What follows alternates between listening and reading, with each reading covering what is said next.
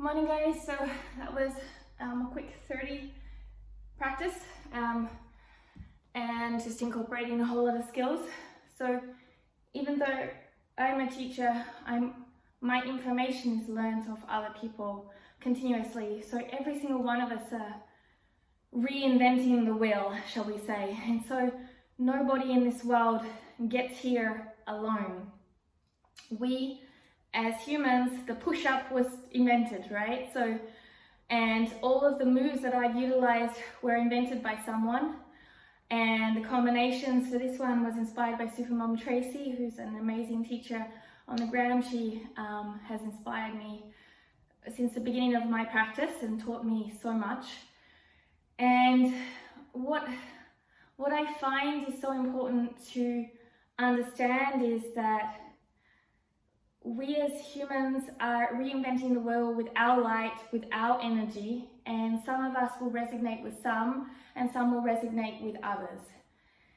At the same time, when we become know-it-alls, we lose our wisdom.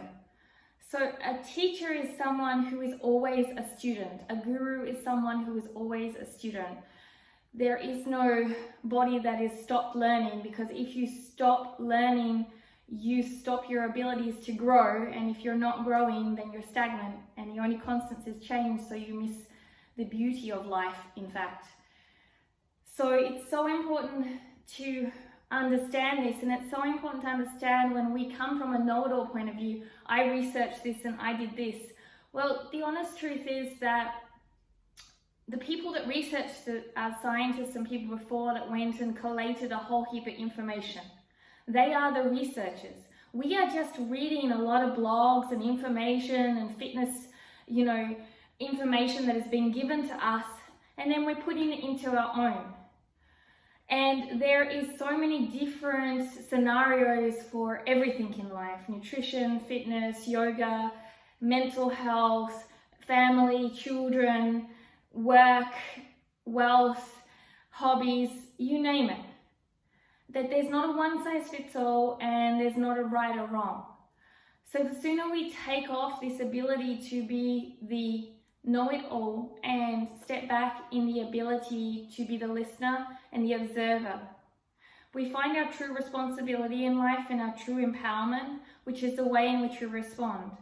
And that allows us two very empowering situations. One, we learn and grow from the situation. So even if it was a negative situation, we learn what not to do for us. For others, it may work. So for example, these deep back bends, for some spines, they have such big vertebrae that they don't have the ability to bend. So therefore, their mobility is not in the spine as at the depth of some people, but they can still learn to bend with safeness and not about a destination, and create space in their spine. For some people, hip mobility is not something. For some people, they're scientists. I am not. My father is. For some people, they're mathematics, and so on and so forth. Grammar is again not mine. I do my best. But as for what we say, we can always learn. And it's so much more empowering if you learn with the ability to understand that there is no right or wrong. There is something that is in this world, and some people it suits and some people it doesn't. What you have to figure out for an empowering way is what works for you. What helps you create better tomorrows? And what can you learn from the things that don't? Or can you let go of that and create space to place more empowering things in your life? That's how we become the drivers, and that's how we change our life.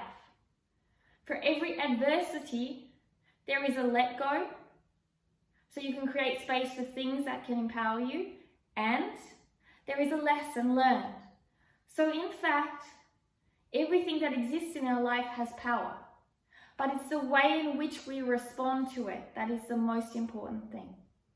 So today, as you go through your day, before you judge, before you shame, before you say, no, that's wrong, think of the two choices. One, let go or learn in the negative. Or two, utilize the positive to create actions to grow rather than wishing, wanting, should. And these will make a huge change to your life. Everybody knows, for example, meditation. It helps your life, right?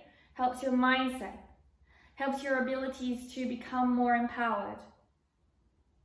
But if we don't use it, what good is it? It's as useful as anything we don't use. Not at all.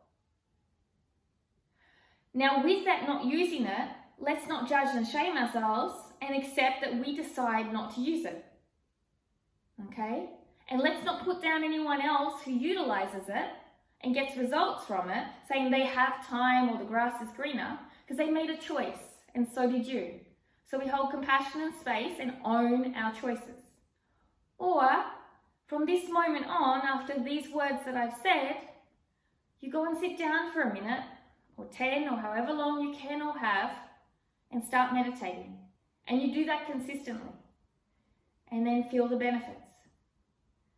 This is the only way that we can create change, but also let go of the negative and stop those things disempowering us. So make your choices wisely, because our life is the sum total of our choices. It's not the sum total of easy, because everyone would be doing it. And it's not the sum total of right and wrong, because if that was the case, we'd all have big tick boxes, but everyone's tick boxes are different. It's the sum total of what works for you and what works for someone else, and we all adapt it and change it. And the teaching is the sum total of accrual of knowledge and mistakes that a teacher has had, or someone who you may be inspired by have had, and is then utilizing that in their own light and their own uniqueness to empower others to grow and change.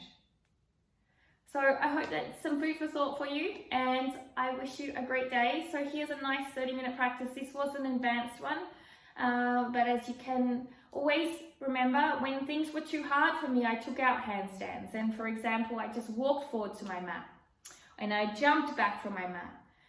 And when I was doing handstand kickovers, instead what I might have done is a core hold or a wheel pose and other things instead of doing the fully advanced. And then when things got too easy on some workouts, I adapted.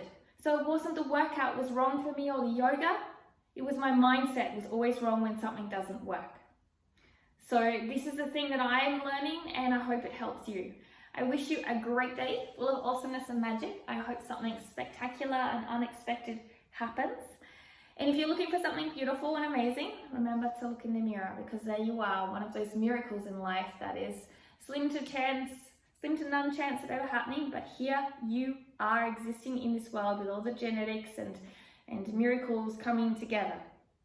Now utilize that miracle you are. Remember that miracle you are. Remember, positivity creates positivity, negativity creates negativity. So make sure that you're accepting these things, having compassion on your days, and understanding it's okay not to feel happy all the time. It's okay to be challenged. It's okay to have negative emotions. It's okay to be overwhelmed.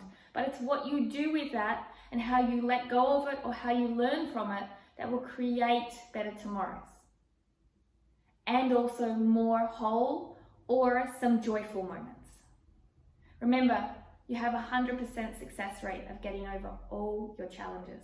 Why? Because you're here right now in this life. So have a great day. Namaste.